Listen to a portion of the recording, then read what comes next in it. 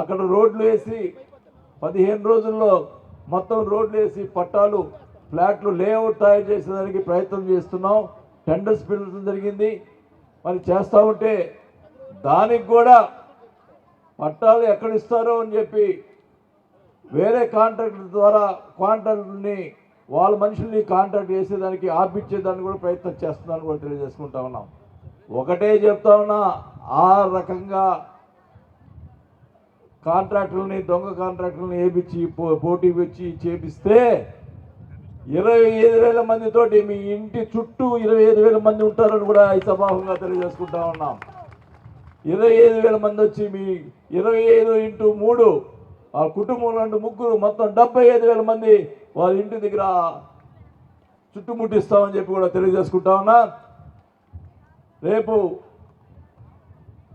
వచ్చే నెల 10వ తేదీ నుంచి 15వ తేదీ లోపల ముఖ్యమంత్రి గారు ఒంగోలు వస్తున్నారు.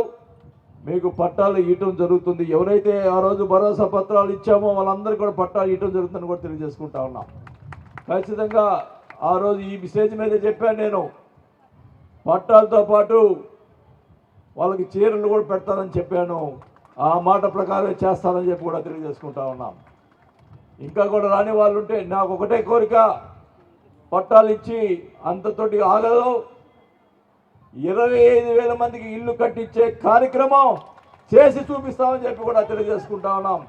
అక్కడ ఒక పెద్ద కాలనీ, ఒక మంచి కాలనీ, కరెంటు, రోడ్లు అన్నీ వేసి అన్ని వసతులతోటి మీకు ఒక్కొక్కరికి అది కనీసం 5 లక్షల రూపాయలు విలువ చేసే ఇంటిని మీకు ఏర్పాటు చేస్తామని చెప్పి కూడా ప్రతి ఒక్కరు కూడా ఇచ్చే నేను ఈ సభాముఖంగా తెలియజేసుకుంటా ఉన్నాం.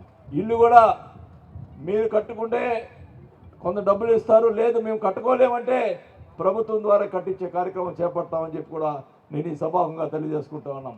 ఖచ్చితంగా కూడా ఒకటే తెలియజేసుకుంటా ఉన్నాం, నాకు ఏదైనా పర్వాలేదు, నాకు రాజకీయం ఏమైనా పర్వాలేదు,